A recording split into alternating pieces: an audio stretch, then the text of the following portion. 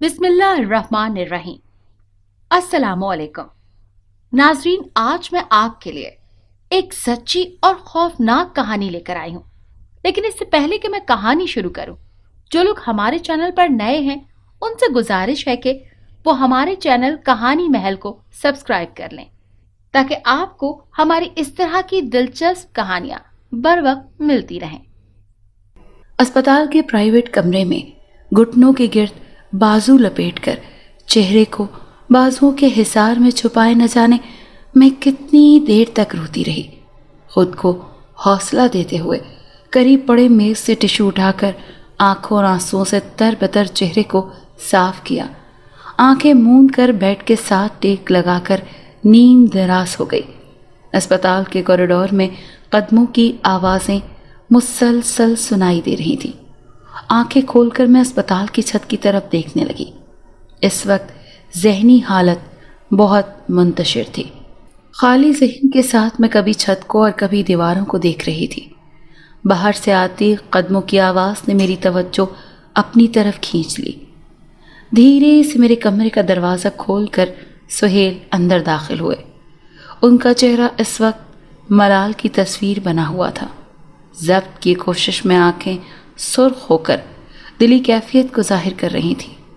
उन्हें देखकर मैं जल्दी से उठकर बैठ गई। सुहेल कैसा है हमारा बेटा?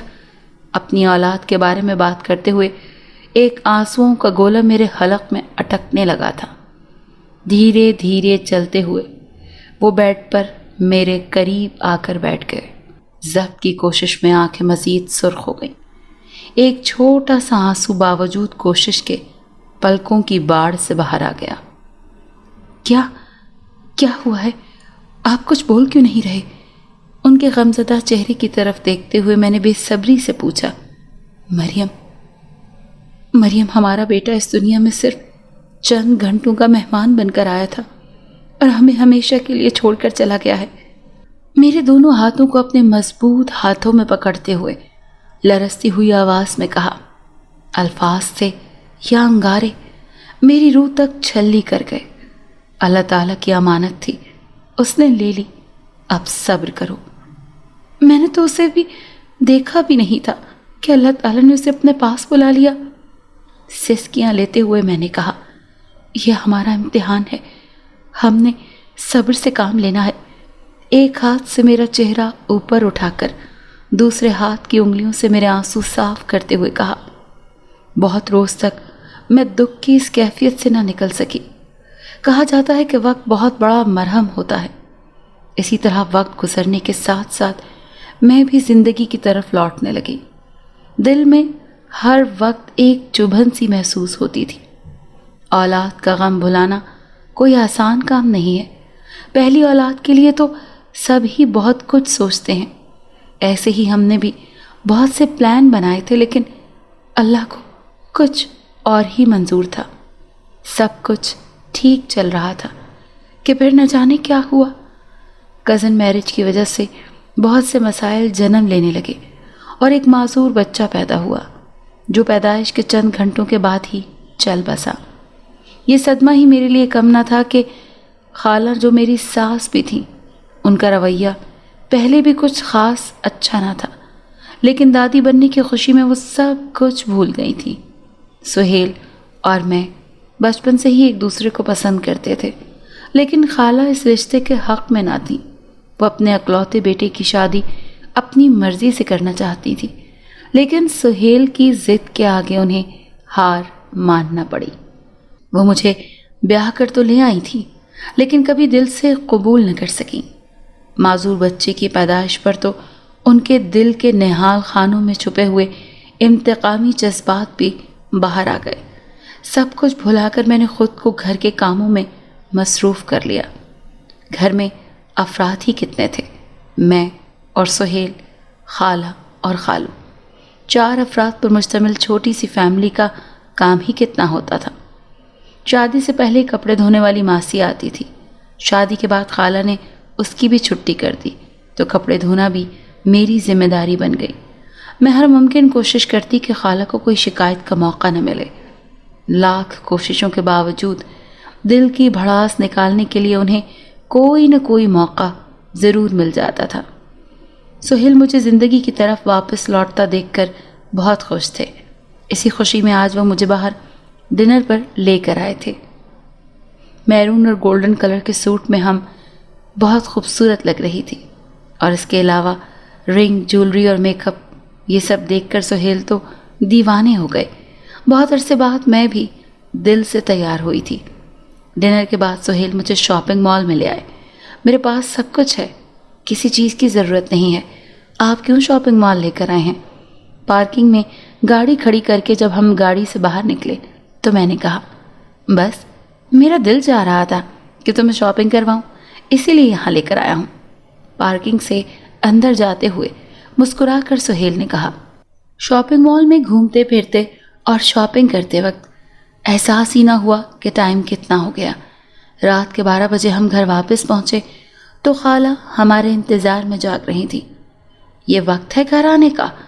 سامنے دیوار پر لٹکی ہوئی گھڑی کی طرف دیکھتے ہوئے کہا۔ اگر شاپنگ ہی کرنی تھی تو ڈنر کا بہانہ بنانے کی کیا ضرورت تھی؟ ہمارے ہاتھ میں موجود شاپنگ بیگ کی طرف اشارہ کرتے ہوئے انہوں نے غصے سے کہا، ایسی بات نہیں ہے، ہم پہلے ڈنر اور پھر شاپنگ پر گئے تھے۔ سہیل نے آگے بڑھ کر پیار سے ان کو گلے لگاتے ہوئے کہا، مردوں کو تو اونچ نیچ کا پتہ نہیں ہوتا، تمہیں تو دھیان رکھنا چاہیے شہر کے حالات کیسے ہیں، اور انہیں شاپنگ کا شوق آیا ہوا ہے۔ سہیل کو نظر انداز کرتے ہوئے خالہ نے پھر میری طرف دیکھتے ہوئے کہا، آج کے بعد خیال رکھوں گی۔ آنکھوں میں آئے آنسوؤں کو زبردستی روکتے ہوئے میں نے شرمندہ لہجے میں کہا، اور اپنے کمرے میں آ گئی۔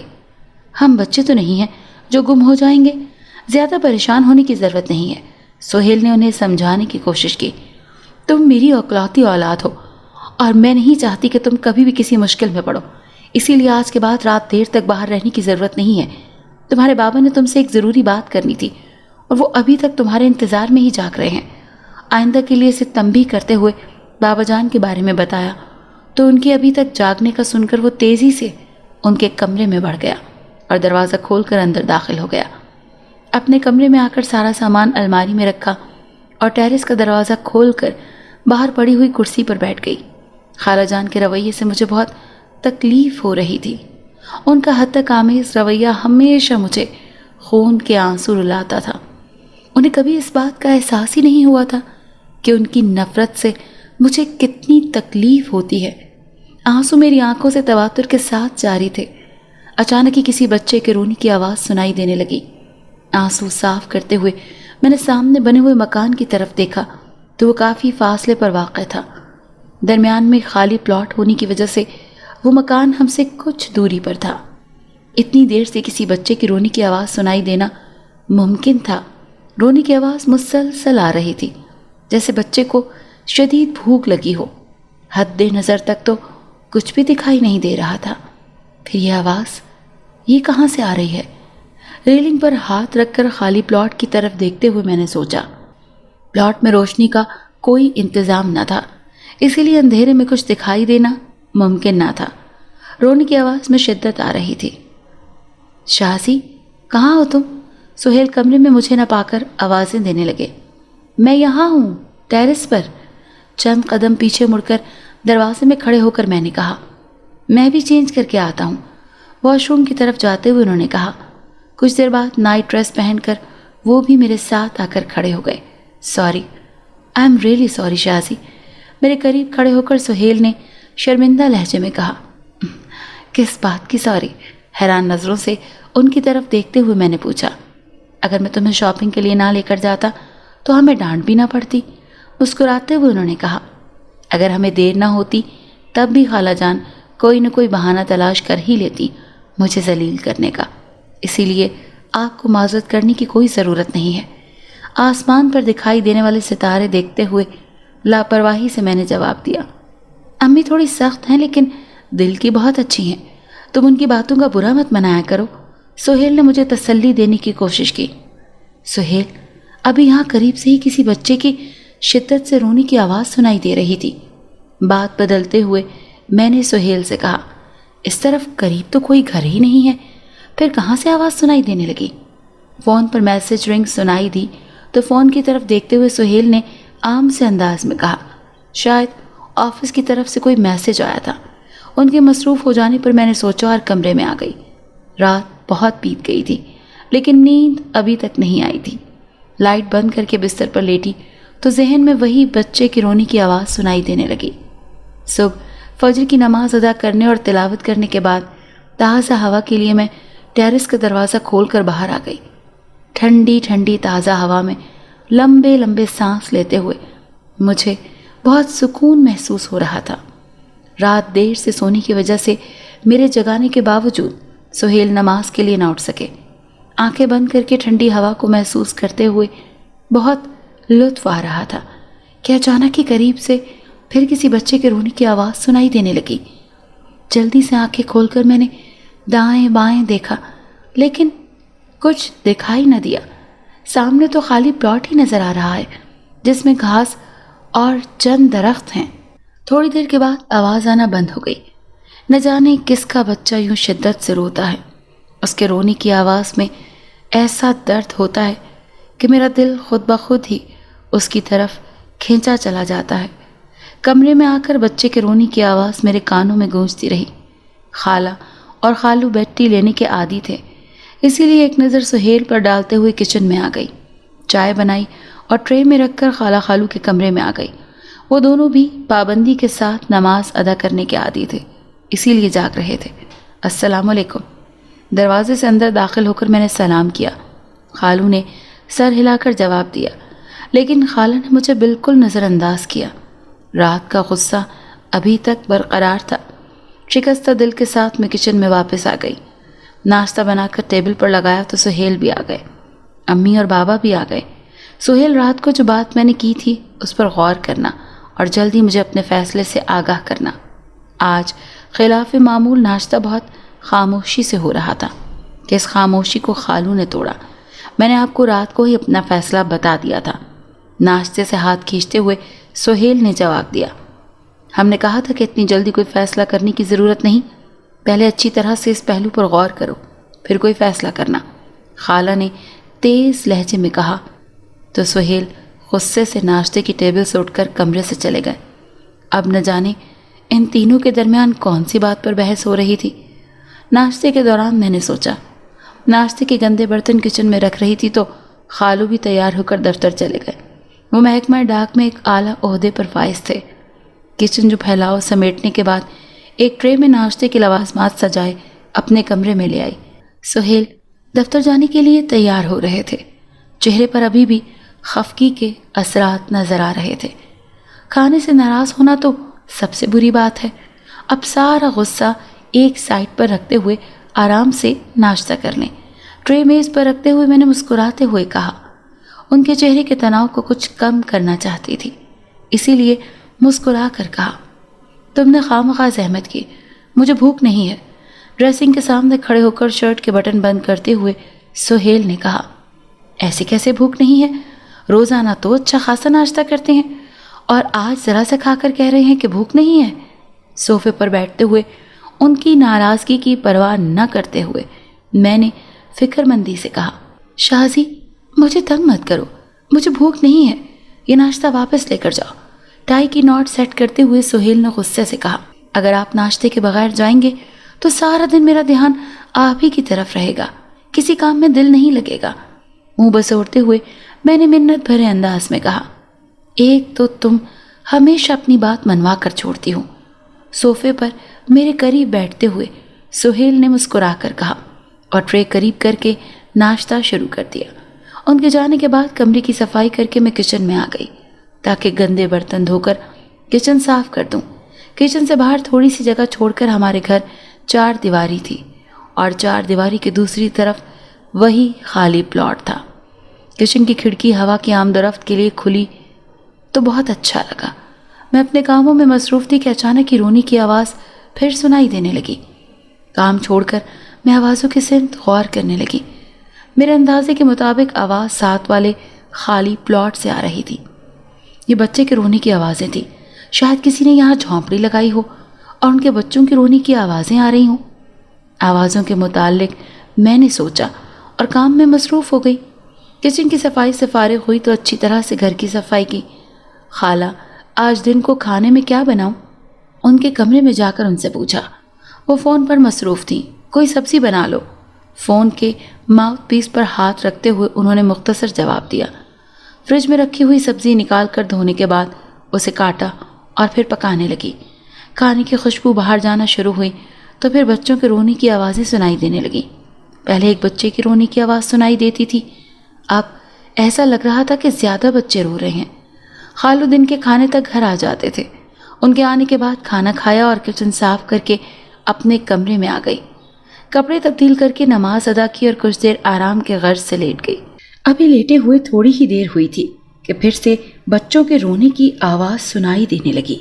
ٹیرس کا دروازہ کھول کر جلدی سے باہر آ گئی اور پلاٹ کے چاروں اطراف نظریں گھما گھما کر دیکھنے لگی، لیکن حد نظر تک چھوٹے چھوٹے درختوں کے سوا کچھ دکھائی نہیں دے رہا تھا۔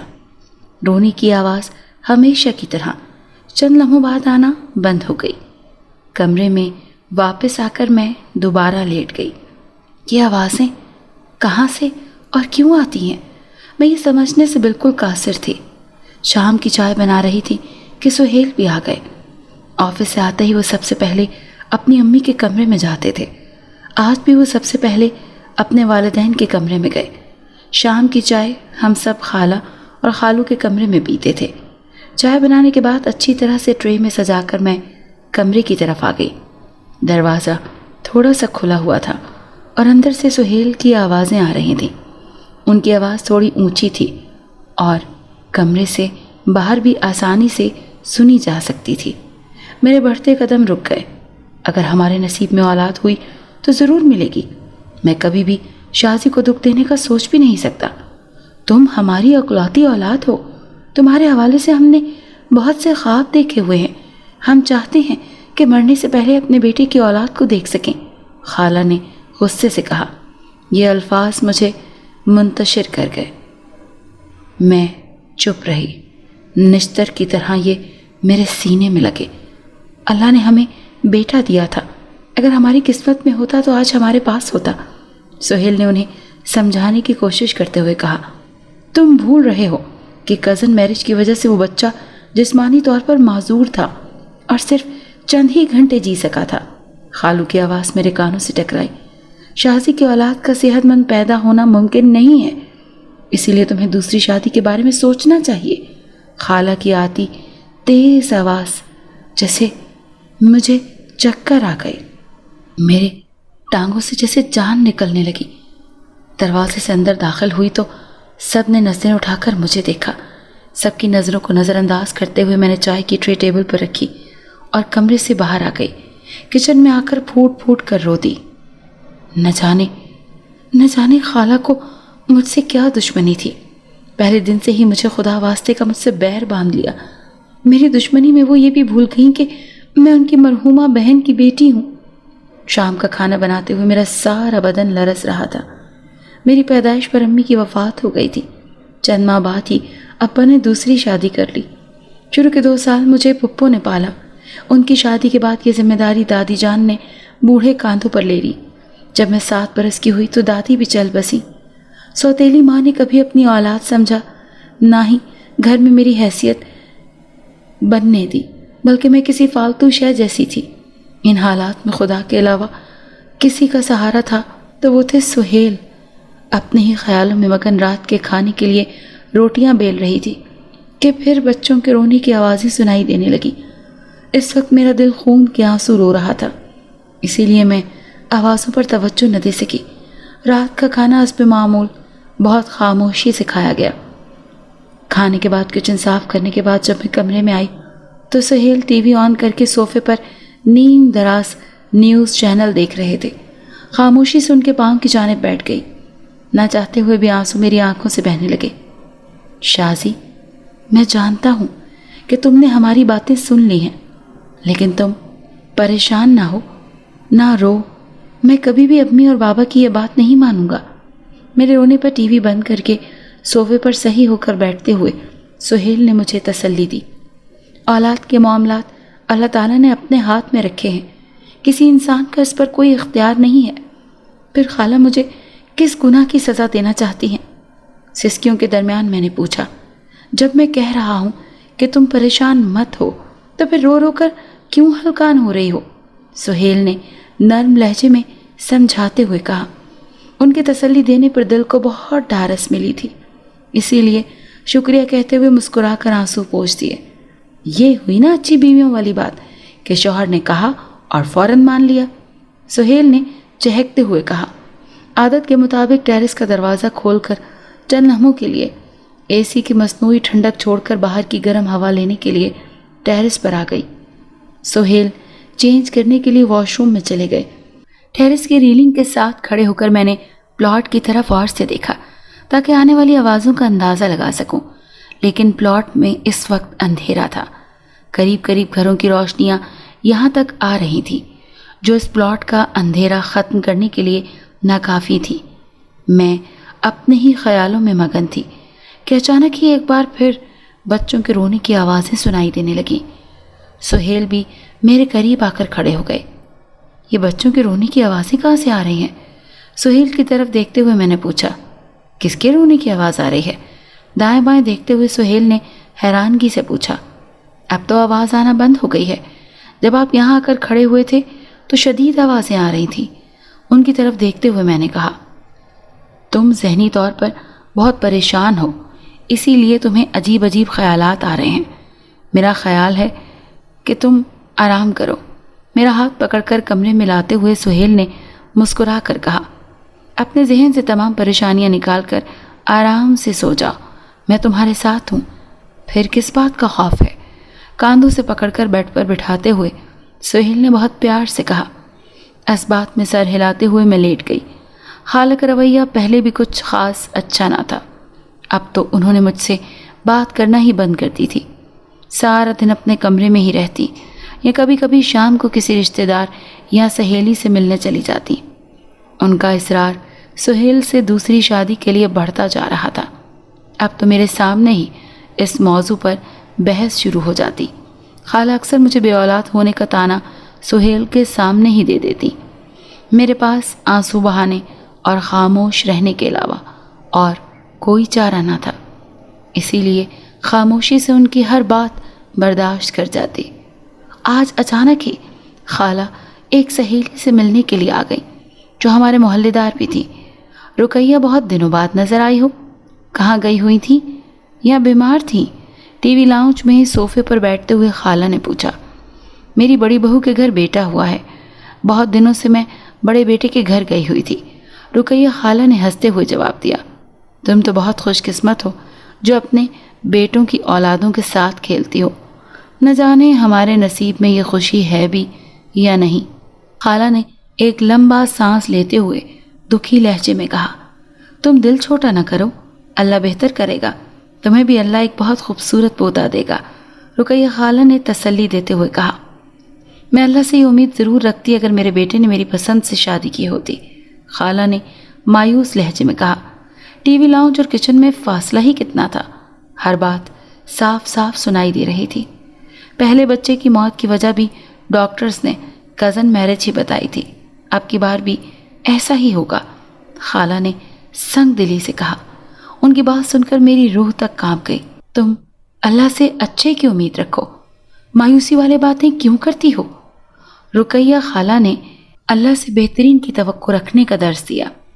پہلے بچے کو مرے ہوئے بھی 7 ماہ ہونے کو ہیں اور نہ جانے کتنا عرصہ ہمیں انتظار کرنا پڑے گا، خالہ نے طنزیہ لہجے میں کہا۔ چائے کے ساتھ کیک اور شامی کباب ٹیبل پر ان کے سامنے رکھ کر میں دکھی دل کے ساتھ اپنے کمرے میں آ گئی۔ خالہ کے الفاظ بہت کاٹدار تھے جن کی چبھن دل پر محسوس ہو رہی تھی۔ آج خالہ اور خالو نے گھر میں بہت ہنگامہ کیا۔ وہ ہر صورت میں سہیل کی دوسری شادی کروانا چاہتے تھے، لیکن سہیل ہرگز اس پر آمادہ نہ تھے۔ رات کا کھانا کھانے کے لیے خالہ اور خالو کمرے سے باہر نہ آئے۔ میں ان کے کمرے میں کھانا رکھ آئی۔ سہیل بھی کھانے کے لیے نیچے نہ آئے تو میں ان کے لیے اور اپنے لیے کھانا کمرے میں لے آئی۔ کھانا ٹیبل پر رکھ کر میں صوفے پر بیٹھ گئی۔ تمہارا چہرہ بہت سرخ ہو رہا ہے، روتی رہی ہو؟ میرے قریب صوفے پر بیٹھتے ہوئے سہیل نے پوچھا۔ اب میں عادی ہو گئی ہوں اور رو رو کر آنسو بھی خشک ہو گئے ہیں، اسی لیے میں اب روتی نہیں۔ کھانا کھاتے ہوئے میں نے لاپرواہی سے جواب دیا، تمہیں تو بہت تیز بخار ہو رہا ہے، اسی لیے چہرہ سرخ ہو گیا۔ میری پیشانی پر ہاتھ رکھتے ہوئے سہیل نے فکر مندی سے کہا، میرا سارا جسم بہت درد کر رہا ہے، شاید اسی بخار کی وجہ سے ایسا ہو رہا ہے۔ میں نے جواب دیا، اگر تمہاری طبیعت ٹھیک نہیں تھی تو مجھے ایک کال ہی کر دیتی، میں جلدی آ جاتا، تمہیں ڈاکٹر کے پاس لے چلتا۔ پریشان ہوتے ہوئے سہیل نے کہا، ایسا کرو کہ اب تم ریسٹ کرو اور جو کام بھی ہے وہ مجھے بتاؤ، تم نے بیڈ سے نہیں اٹھنا ورنہ مجھ سے برا کوئی نہیں ہوگا، سہیل نے دھمکی دیتے ہوئے کہا۔ صبح تک میری طبیعت مزید بگڑ چکی تھی۔ سہیل نے آفس سے چھٹی کر لی اور ڈاکٹر سے اپائنٹمنٹ لے لی۔ قدرت کو شاید مجھ پر رحم آ گیا تھا۔ چیک اپ کے بعد ڈاکٹر صاحبہ نے خوشخبری سنا دی۔ مجھے تو اپنے کانوں پر یقین نہیں آ رہا تھا۔ یہ خبر سن کر سہیل بھی بہت خوش ہوئے۔ اب نہ جانے ذہنی یا جسمانی کس طرح کا معذور بچہ ہوگا۔ خالہ کے الفاظ نے ساری خوشی غارت کر دی۔ اب ہر وقت طبیعت بوجھل اور دل بیزار سا رہنے لگا تھا۔ ڈاکٹر کی ہدایت کے مطابق میں بالکل ریسٹ پر تھی۔ گھر کے کاموں اور کھانا بنانے کے لیے سہیل نے ملازمہ کا انتظام کر لیا تھا۔ اب بھی خالہ طنز کا کوئی موقع ہاتھ سے جانے نہ دیتی تھی۔ میرا زیادہ تر وقت اپنے کمرے میں ہی گزرتا تھا۔ ان دنوں میں اللہ سے بہت قریب ہو گئی تھی۔ عبادت کے دوران ایک عجیب سا سرور ملتا تھا۔ نماز پڑھ کر فارغ ہوئی تو اچانک ہی بچوں کے رونے کی آوازیں سنائی دینے لگی۔ جلدی سے ٹیرس کا دروازہ کھولا، باہر آئی، خالی پلاٹ کے چاروں طرف نظریں گھما کر دیکھنے لگی، لیکن کوئی انسان دور تک دکھائی نہ دیا۔ پچھلے مہینے ہی خالو اپنی نوکری سے ریٹائرڈ ہوئے تھے اور اب اپنی بہن سے ملنے اور بھانجے کی شادی میں شرکت کے لیے لاہور جانے کی تیاری کر رہے تھے۔ خالہ بھی ان کے ساتھ جا رہی تھی۔ ان کے جانے کے بعد اگر میڈ نہ ہوتی تو میں بالکل اکیلی ہو جاتی۔ میڈ بھی شام 4 بجے کے بعد چلی جاتی تھی، کیونکہ گھر جا کر اس نے اپنے بوڑھے ساس سسر اور بچوں کا خیال بھی رکھنا ہوتا تھا۔ سہیل شام 6 بجے تک گھر پہنچتے تھے۔ میڈ کے جانے کے بعد دروازہ بند کر کے میں اپنے کمرے میں آ گئی اور ٹی وی آن کر کے ڈرامہ دیکھنے لگی۔ اچانک ہی بچوں کے رونے کی آواز سنائی دینے لگی۔ ٹیرس کا دروازہ کھول کر نگاہیں نیچی کر کے دیکھا تو ایک عورت اور 4 بچے دیوار کے سائے میں بیٹھے ہوئے تھے۔ بچے مسلسل رو رہے تھے اور وہ عورت ان کو چپ کروانے کی کوشش کر رہی تھی۔ یہ بچے کیوں رو رہے ہیں؟ اونچی آواز سے میں نے پوچھا۔ میری آواز سن کر بچوں نے رونا بند کر دیا اور گردنیں اوپر کی طرف کر کے میری طرف دیکھنے لگے۔ عورت زمین پر بیٹھی ہوئی تھی۔ ہاتھ کے اشارے سے بتایا کہ یہ بھوکے ہیں، اسی لیے رو رہے ہیں۔ رکو، میں ابھی آتی ہوں۔ ہاتھ کے اشارے سے انہیں رکنے کا کہہ کر میں جلدی سے کچن میں آ گئی۔ جو کچھ بھی کھانے کا سامان موجود تھا شاپنگ بیگ میں ڈالا اور ایک برتن میں دودھ ڈال کر ہاتھ میں پکڑ کر میں مین گیٹ کھول کر باہر آ گئی اور تیز قدموں سے چلتی ہوئی پلاٹ میں آ گئی۔ یہ لو، کھانا کھاؤ اور دودھ پیو۔ کھانا سن کے سامنے رکھتے ہوئے میں نے کہا۔ عورت کی ٹانگ پر پٹی بندھی ہوئی تھی۔ یہ کیا ہوا ہے ٹانگ کو؟ یہ زخمی ہو گئی تھی، اسی وجہ سے اب کام نہیں کرتی تو بچے بھوک سے روتے رہتے ہیں، اس عورت نے جواب دیا۔ چھوٹے بچے کو دودھ پلاؤ اور برتن مجھے خالی کر کے دے دو، میں نے کہا تو اس نے دودھ والا برتن بچے کے منہ سے لگایا۔ وہ خوشی خوشی پینے لگا۔ جب اس کا پیٹ بھر گیا تو اس نے دوسرے بچے کے منہ کے ساتھ برتن لگایا۔ باری باری سب نے دودھ پیا تو برتن خالی ہو گیا۔ خالی برتن لے کر میں جلدی سے گھر واپس آ گئی۔ عورت نے مجھے بہت دعائیں دیں۔ ان بھوکے بچوں کو کھانا کھلا کر مجھے بہت سکون ملا تھا۔ اب تو ہر روز ایسے ہی ہونے لگا۔ میڈ کے جانے کے بعد میں کمرے میں آتی تو بچوں کی رونے کی آوازیں سنائی دینے لگتی۔ جلدی سے میں کھانے پینے کی اشیاء اور دودھ لے کر خالی پلاٹ میں چلی جاتی اور بچوں کو دودھ پلا کر خالی برتن واپس لے آتی۔ شروع میں سہیل کو میں نے نہ بتایا، لیکن بعد میں بتا دیا کہ ایک غریب عورت اپنے بھوکے بچوں کے ساتھ اس خالی پلاٹ میں آ کر بیٹھتی ہے اور میں انہیں کھانا اور دودھ دیتی ہوں۔ سہیل نے میرے اس اقدام کو کافی سراہا اور اگلے دن سے دودھ کی مقدار بڑھا دی۔ وہ بچے اب مجھ سے کافی حد تک مانوس ہو گئے تھے اور ان کی ماں ہر وقت مجھے دعائیں دیتی رہتی تھی۔ انہیں دنوں ایک ماہ کے بعد خالہ اور خالو واپس آ گئے۔ خالہ نے تو کچن میں کبھی جھانک کر بھی نہیں دیکھا تھا۔ مسئلہ کھانے پینے کی اشیاء کا نہیں بلکہ کیسے باہر جانے کا تھا۔ جب آپ نیکی کا ارادہ کرتے ہیں تو اللہ اس میں آپ کے لیے آسانیاں پیدا کرتا ہے۔ بالکل اسی طرح میرے لیے بھی اللہ تعالیٰ نے نیکی کا کام جاری رکھنے کے لیے راستہ کھول دیا۔ خالہ اور خالو روزانہ شام کو قریبی پارک میں واک کے لیے جاتے تو میں جلدی سے دودھ اور کھانا لے کر پلاٹ میں چلی جاتی جہاں وہ میرا انتظار کر رہے ہوتے۔ میری ڈاکٹری علاج جاری تھا۔ وقت کے ساتھ ساتھ بہت سے مسائل جنم لے رہے تھے جو کہ ڈاکٹر کے مطابق خوشائن بات نہ تھی۔ اس بار کی رپورٹس بھی کچھ زیادہ اچھی نہ تھیں۔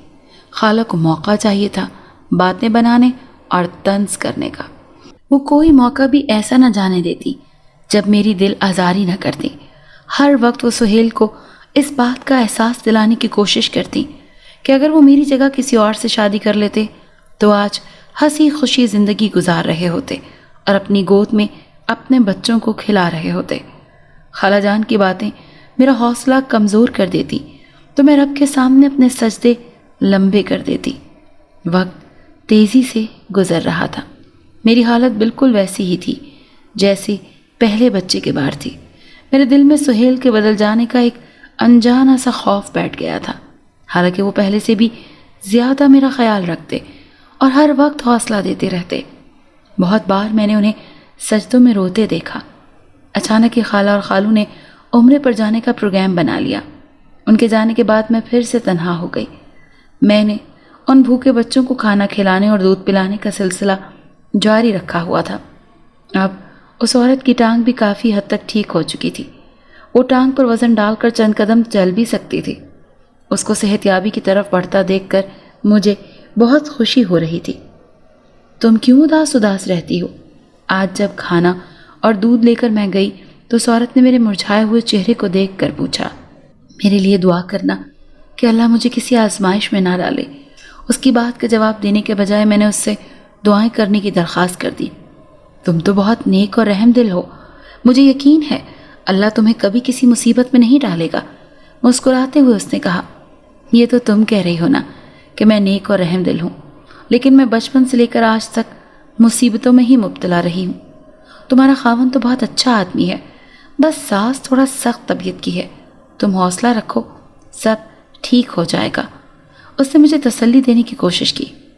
آپ میرے خاوند یا ساس کو کیسے جانتی ہیں؟ جس دن وہ گھر پر ہوتے ہیں اس دن پتہ چل جاتا ہے۔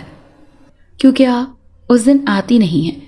میں نے حیران ہو کر پوچھا، ارے ساری زندگی اسی محلے میں تو گزار دی ہے، کیسے نہ جانوں گی تمہاری ساس اور خاوند کو؟ مسکراتے ہوئے اس نے کہا۔ دودھ کا خالی برتن ہاتھ میں پکڑے میں واپسی کے لیے مڑی تو پلاٹ میں ایک شخص کو داخل ہوتے دیکھا۔ اپنے حلیے سے وہ کوئی مزدور لگ رہا تھا۔ اس نے پلاٹ کی زمین پر اگی ہوئی گھاس اکھاڑنا شروع کر دی۔ یہ شخص اس پلاٹ کی صفائی کرنے آیا ہے۔ اب یہ نہ جانے اس عورت اور بچوں کو یہاں سے نکال دے گا۔ غربت کے ستائے ہوئے ماں اور بچے چند گھڑی اس خالی پلاٹ میں آرام ہی کر لیتے تھے۔ چلتے ہوئے رک کر پیچھے مڑ کر دیکھا تو پلاٹ بالکل خالی پڑا ہوا تھا۔ وہ عورت اور بچے کہاں گئے؟ میں نے حیرت سے دیکھا اور سوچا۔ گھر آ کر بھی میرے ذہن میں ان کا اچانک غائب ہو جانا حیران کرتا رہا۔ دن تیزی کے ساتھ گزرتے جا رہے تھے۔ میں پہلے کی طرح کچھ زیادہ اچھی حالت میں نہ تھی۔ بچی کی زندگی کے حوالے سے ڈاکٹر بالکل بھی پر امید نہ تھی۔ اس نازک موقع پر اگر خالہ اور خالو بھی ہمارے ساتھ ہوتے تو شاید ہمارے دکھ میں کوئی کمی ہو جاتی۔ ساتھ والے پلاٹ سے ٹھک ٹھک کی آوازیں مسلسل آ رہی تھیں۔ ٹیرس کا دروازہ کھول کر دیکھا تو وہی شخص گھاس کاٹنے کے بعد اب درخت کاٹ رہا تھا۔ درخت زیادہ بڑے نہیں تھے، اسی لیے جلدی ہی کاٹ کر وہ فارغ ہو گیا۔ حسب معمول شام سے کچھ پہلے کھانا اور دودھ لے کر میں خالی پلاٹ میں چلی گئی۔ بچے اور ان کی ماں انتظار میں بیٹھے ہوئے تھے۔ کل آپ لوگ اچانک ہی غائب ہو گئے، کہاں چلے گئے تھے؟ جب میں نے پیچھے مڑ کر دیکھا تو یہاں پر کوئی بھی موجود نہیں تھا۔ انہیں کھانا کھاتے دیکھ کر میں نے پوچھا، ہم تو یہیں بیٹھے ہوئے تھے، ہم نے کہاں جانا تھا؟ رات کے اندھیرے سے پہلے ہم لوگ اپنی جھونپڑی تک پہنچتے ہیں، عورت نے جواب دیا۔ آج میرے پاس وقت تھا۔ سہیل کے آفس میں کوئی میٹنگ تھی۔ انہوں نے فون کر کے بتا دیا تھا کہ وہ آج دیر سے آئیں گے، اسی لیے میں آرام سے انہیں کھانا کھاتے دیکھ رہی تھی اور ادھر ادھر کی باتیں کر رہی تھی۔ یہ بچے اسکول جاتے ہیں یا نہیں؟ کھانے سے فارغ ہو کر تینوں بچے کھیل میں مصروف ہو گئے۔ بچے ماں کے قریب ہی بیٹھ کر بھائیوں کو کھیلتے دیکھ رہے تھے۔ پہلے مدرسے جاتے تھے، جب سے ہم یہاں آئے ہیں ندی کے کنارے جھونپڑی بنائی ہے۔ میرے زخمی ہونے کی وجہ سے کھانے کا مسئلہ بنا ہوا تھا۔ اسکول یا مدرسے کا ہم نے سوچا ہی نہیں، دکھی لہجے میں اس نے کہا۔ باتوں کے دوران وقت گزرنے کا احساس ہی نہیں ہو رہا تھا۔ سورج غروب ہونے کے قریب تھا کہ اچانک ہی چند مزدور ہاتھوں میں اپنا سامان اٹھائے پلاٹ میں داخل ہو گئے۔ وہ ایک دوسرے کے ساتھ باتیں کرتے اور ہنسی مذاق کرتے چلے آ رہے تھے۔ ان کی آوازیں سن کر جلدی سے میں نے پیچھے مڑ کر دیکھا۔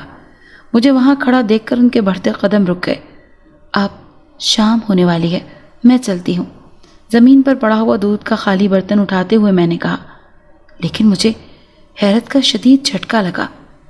وہاں پر میرے علاوہ کوئی بھی نہیں تھا۔ وہ مزدور لڑکے مجھ سے کچھ فاصلے پر کھڑے حیرت سے میری طرف دیکھ رہے تھے۔ اچانک سے بچے اور وہ عورت کیسے غائب ہو گئے؟ حیران نظروں سے جس جگہ پر وہ بیٹھے تھے اس خالی جگہ کو دیکھتے ہوئے سوچا اور واپسی کے لیے مڑ گئی۔ خوف کی وجہ سے 2 قدم چلنا بھی مشکل ہو رہا تھا۔ خود کو گھسیٹتے ہوئے گھر تک لے کر آئی اور ٹی وی لاؤنج میں صوفے پر خود کو پھینکتے ہوئے آنکھیں بند کر کے صوفے کے بیک سے ٹیک لگا کر لمبے لمبے سانس لینے لگی۔ نہ جانے وہ مزدور لڑکے میرے بارے میں کیا سوچ رہے ہوں گے۔ اس ویرانے میں اس وقت میں تنہا کیا کر رہی تھی؟ وہ عورت اور اس کے بچے اچانک کیسے غائب ہو گئے؟ میرے ذہن میں طرح طرح کے خیالات آ رہے تھے۔ میں اپنی سوچوں میں گم تھی کہ سہیل آفس سے واپس آ گئے۔ تھکاوٹ ان کے چہرے پر صاف نظر آ رہی تھی۔ سب کچھ بھلا کر جلدی سے ان کے لیے چائے بنا کر لے آئی تاکہ چائے پی کر وہ تازہ دم ہو جائیں۔ آج آفس میں ایک میٹنگ تھی اور پھر اس کے بعد فائلوں کا کام۔ بہت تھکا دینے والا دن تھا۔ چائے پی کر صوفے پر نیند دراز ہوتے ہوئے سہیل نے ایک لمبی سی انگڑائی لے کر کہا، تمہارا سارا دن کیسا گزرا؟ میٹ کے جانے کے بعد ڈر تو نہیں لگا؟ میرے خاموشی پر انہوں نے میری طرف دیکھتے ہوئے پوچھا۔ میں ٹھیک ہوں، اپنے گھر میں بھی بھلا کسی کو ڈر لگتا ہے؟ صحت کے متعلق بتانے کے بعد مسکراتے ہوئے میں نے کہا، امی اور بابا بھی جمعے کو واپس آ رہے ہیں۔ دونوں ہاتھوں کی انگلیوں سے اپنی آنکھوں کو آہستگی سے دباتے ہوئے سہیل نے خالہ اور خالو کی واپسی کے متعلق بتایا۔ آج بدھ ہے، یعنی کہ 2 دن کے بعد آئیں گے۔ دونوں کا حساب کتاب لگاتے ہوئے میں نے پوچھا تو انہوں نے اس بات میں سر ہلا دیا۔ میں روٹیاں بناتی ہوں پھر کھانا لگا دیتی ہوں تاکہ آپ کھانے کے بعد آرام کر سکیں۔ تھکاوٹ کی وجہ سے ان کا مرجھایا ہوا چہرہ دیکھ کر میں نے کہا اور اٹھ کر کچن میں آ گئی۔ کھانے کے بعد سہیل تو کمرے میں چلے گئے اور میں کچن کی صفائی میں مصروف ہو گئی۔ کچن صاف کر کے میں اپنے کمرے میں آئی تو سہیل کمرے کے بجائے ٹیرس میں واک کر رہے تھے۔ میں بھی ان کے ساتھ قدم ملا کر چلنے لگی۔ ٹیرس میں آتے ہی مجھے وہ عورت اور اس کے بچے یاد آ گئے۔ میرا ذہن یہ ماننے کے لیے تیار ہی نہ تھا کہ وہ سب اچانک غائب ہو گئے تھے۔ ہو سکتا ہے پلاٹ کے پچھلی طرف بھی کوئی راستہ ہو جہاں سے وہ سب جلدی سے باہر چلے گئے ہوں۔ میں نے خود کو تسلی دی، اس پلاٹ میں بھی کنسٹرکشن کا کام شروع ہونے والا ہے، جلد یہاں پر بھی ایک بڑی سی عمارت کھڑی ہو جائے گی۔ پلاٹ کی طرف دیکھتے ہوئے سہیل نے مجھے بتایا، آپ سے کس نے کہا کہ یہاں گھر تعمیر ہونے لگا ہے؟ ان کے ساتھ چلتے ہوئے میں نے پوچھا۔ کل شام کو سامنے والے صفی صاحب سے گلی میں ملاقات ہوئی تھی اور انہوں نے ہی بتایا تھا۔ سہیل نے بدستور پلاٹ کی طرف دیکھتے ہوئے جواب دیا۔ کھانے کے فوراً بعد سونے سے طبیعت میں عجیب سا بوجھل پن آ جاتا ہے، اسی لیے کپڑے تبدیل کر کے میں چہل قدمی کے لیے ٹیرس میں آ گیا۔ اب مجھے شدید نیند آ رہی ہے، میں سونے کے لیے جا رہا ہوں۔ اور کمرے میں آ گئے۔ ان کے پیچھے پیچھے میں بھی کمرے میں آ گئی۔ حسب معمول ناشتے کے بعد سہیل دفتر چلے گئے۔ میٹ کے ساتھ مل کر آج میں نے گھر کی تفصیلی صفائی کروائی تھی تاکہ خالہ اور خالو کی واپسی پر گھر صاف ستھرا ہو اور خالہ کو باتیں بنانے کا موقع نہ مل سکے۔ کام کے دوران بھی میرا سارا دن کل والے واقعے کے بارے میں سوچتی رہی۔ میٹ کے جانے کے بعد کھانے کا سامان ایک بیگ میں ڈالا اور دودھ کا برتن ہاتھ میں پکڑ کر میں خالی پلاٹ میں آ گئی جہاں آج بھی وہ عورت اپنے بچوں کے ساتھ میرا انتظار کر رہی تھی۔ مجھے دیکھ کر بچوں کے چہرے پر خوشی آ گئی، ان کی آنکھیں چمک اٹھیں۔ آج بھی مجھے دیکھ کر وہ خوش ہو گئے تھے۔ ایک بات پوچھوں؟ اگر سچ بتاؤ عورت کی طرف دیکھ کر میں نے پوچھا۔ جی ضرور پوچھیں، کھانے سے ہاتھ روک کر اس نے سنجیدگی سے کہا۔ کل تم سب اچانک کہاں غائب ہو گئے تھے؟ اس کی آنکھوں میں دیکھ کر میں نے سوال کیا۔ آپ کے ہمارے اوپر بہت احسان ہے، آپ کا نمک کھایا ہے، میں آپ سے جھوٹ نہیں بولوں گی، ہم انسان نہیں ہیں، جنات ہیں۔ میری طرف دیکھتے ہوئے اس نے ممنونیت سے کہا، جبکہ اس کی بات سن کر خوف سے میرے رونگٹے کھڑے ہو گئے۔ تم انسان نہیں جنات ہو؟ خوف سے کانپتی ہوئی آواز سے میں نے پوچھا۔ آپ گھبرائیں مت، ہماری وجہ سے آپ کا کوئی نقصان نہیں ہوگا، نہ ہی ہم آپ کو کوئی نقصان پہنچا سکتے ہیں۔ میرے خوفزدہ چہرے کی طرف دیکھتے ہوئے اس نے کہا، تم لوگ یہاں کیا کرتے ہو اور تم زخمی کیسے ہوئی؟ اپنے اندر حوصلہ جمع کرتے ہوئے میں نے پوچھا۔ ہم اپنی زندگی ہنسی خوشی گزار رہے تھے کہ اچانک ہی ہماری زندگی برباد ہو گئی، ہم گھر سے بے گھر ہو گئے، میرے بچے بھوک کی وجہ سے ہر وقت روتے رہتے۔ اس نے دکھی لہجے میں کہا، ایسا کیا ہوا تمہارے ساتھ؟ آدم ذات تو ازل سے ہی ہمارے دشمن ہیں۔ ہم جنگل میں اپنے بچوں کے ساتھ مطمئن اور پرسکون زندگی گزار رہے تھے کہ اچانک ہی ہماری زندگیوں میں ایک طوفان آیا اور ہماری ساری خوشیاں لے کر اڑ گیا۔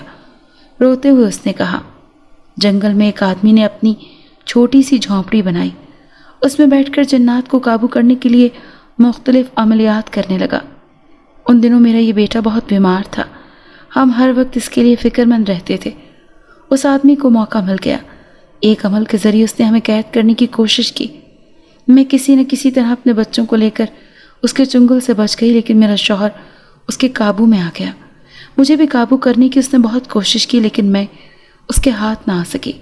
اس نے نہ جانے کیا پڑھ کر مجھ پر پھونکا تو میری ٹانگ میں آگ لگ گئی، لیکن میں نے ہمت نہیں ہاری اور بچوں سمیت قریبی ندی میں چھلانگ لگا دی۔ ندی میں چھلانگ لگاتے ہی جو ہی پانی میری ٹانگوں سے ٹکرایا، جادو کا اثر ختم ہو گیا، لیکن تب تک میری دونوں ٹانگیں کافی حد تک جل چکی تھیں۔ دائیں ٹانگ تو ٹھیک ہو گئی، لیکن بائیں ٹانگ کا زخم خراب ہو گیا، جس کی وجہ سے بچوں کو کھانا دینا یا دودھ پلانا میرے لیے مشکل ہو گیا تھا۔ وہ آدمی اب بھی ہماری تلاش میں ہے، اسی لیے ہم سارا دن ادھر ادھر گھومتے رہتے ہیں اور شام کو جھونپڑی میں جاتے ہیں تاکہ وہ ہمیں تلاش نہ کر سکے۔ آپ نے میرے بھوکے بچوں کو کھانا کھلایا اور ان کا بہت خیال رکھا ہے، اللہ آپ کو اس کا اجر دے گا۔ ہم یہاں سے اچانک اس لیے غائب ہوتے ہیں کہ ان آدم زادوں کے پاس لوہے کے ہتھیار تھے، لوہے کی مدد سے جلدی ہم پر قابو پایا جا سکتا ہے، اسی لیے ہم یہاں سے بھاگ گئے۔ اپنی دکھ بھری کہانی سناتے ہوئے وہ بار بار اپنی آنکھوں سے آنسو صاف کر رہی تھی۔ میں تو صرف دعا ہی کر سکتی ہوں کہ اللہ تعالیٰ اس آدمی کے دل میں رحم ڈال دے اور وہ تمہارے خاوند کو آزاد کر دے۔ اس کی کہانی سننے کے بعد میں نے ہمدردی سے کہا، اب یہ جگہ بھی ہمیں چھوڑنی پڑے گی کیونکہ کل سے یہاں بھی بڑی بڑی مشینیں اور کام کرنے والے مزدور آ جائیں گے۔ آنسو بھری آنکھوں سے اس نے کہا، اگر تم یہاں نہیں آؤ گی تو پھر تم اور تمہارے بچے کھانا کہاں سے کھائیں گے؟ میں نے فکر مندی سے پوچھا۔ اللہ کا لاکھ لاکھ شکر ہے کہ اب میں بالکل ٹھیک ہو چکی ہوں اور اپنے بچوں کے لیے کھانے پینے کا بندوبست بھی کر سکتی ہوں، آپ کو فکر مند ہونے کی ضرورت نہیں ہے، اس نے جواب دیا۔ میرے لیے دعا کرنا کہ اللہ تعالیٰ مجھ پر اپنا کرم کر دے اور اس بار میری گود پہلے کی طرح خالی نہ ہو جائے، بلکہ اللہ تعالیٰ مجھے صحت مند اولاد عطا کرے۔ اپنے لیے دعا کا کہتے ہوئے آنسو خود ہی میری آنکھوں سے بہنے لگے۔ تم بہت رحم دل ہو، مجھے امید ہے کہ اللہ تم پر رحم کرے گا انشاءاللہ۔ اس نے مجھے حوصلہ دینے کی کوشش کی۔ اللہ حافظ، اب میں چلتی ہوں اور ہمیشہ تم سب کو یاد رکھوں گی، مسکراتے ہوئے میں نے کہا، اور دودھ کا خالی برتن اٹھا کر واپسی کے لیے چل پڑی۔ چند قدم آگے بڑھ کر پیچھے مڑ کر دیکھا تو کوئی بھی نہیں تھا۔ اب جس جگہ پر وہ عورت بیٹھی تھی اور اس کے بچے ساتھ کھڑے تھے، وہ جگہ بالکل خالی تھی۔ تیز قدموں سے چلتی ہوئی میں گھر واپس آ گئی۔ کچھ ہی دیر بعد سہیل آفس سے آ گئے۔